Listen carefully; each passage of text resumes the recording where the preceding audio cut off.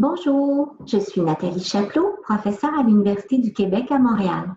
Dans le cadre de mes recherches, je m'intéresse à l'enseignement de la morphologie dérivationnelle. Alors, cette capsule d'information est une introduction à cette dimension de la langue. Qu'est-ce que la morphologie? La morphologie décrit le langage au niveau des plus petites unités de la langue porteuses de signification. Ces unités sont appelées des morphèmes.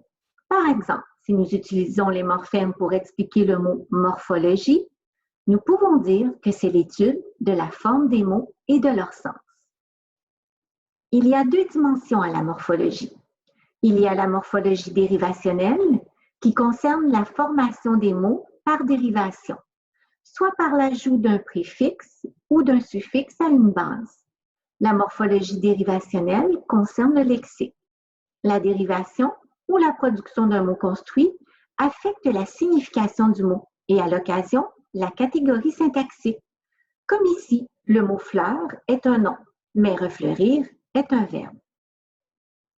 Puis il y a aussi la morphologie flexionnelle, qui concerne les flexions, qui marquent le genre, le nombre ou le temps des verbes.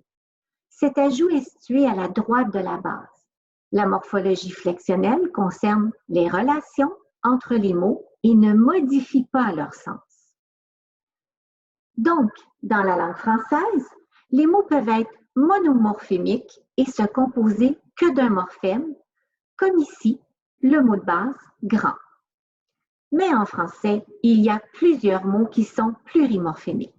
Ils se composent d'au moins deux morphèmes. Donc, ils sont construits à partir d'une base à laquelle peut s'ajouter un préfixe ou un suffixe, ou encore les deux, comme ici le mot « agrandir ». Pour l'enseigner auprès des élèves en classe ordinaire, lors des ateliers d'orthopédagogie et en classe adaptée, j'ai choisi de faire une analogie avec un arbre. L'arbre des mots permet de visualiser la construction d'un mot. Le tronc correspond au mot de base, comme fleur. Les feuilles à la droite de l'arbre correspondent au suffixe, comme ir, ce qui forme le mot construit, fleurir. Puis les feuilles à la gauche de l'arbre correspondent au préfixe re pour former le mot construit, refleurir. Ainsi, les élèves peuvent découvrir les morphèmes qui composent les mots.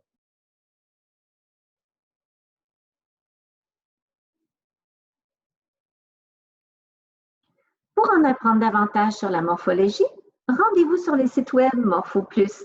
Et pour découvrir des extraits du matériel de rééducation, suivez le deuxième lien. Puis, si vous aimez ce contenu, appuyez sur j'aime et partagez la vidéo. Si ce n'est déjà fait, abonnez-vous pour ne rien manquer de nos nouvelles capsules. À bientôt!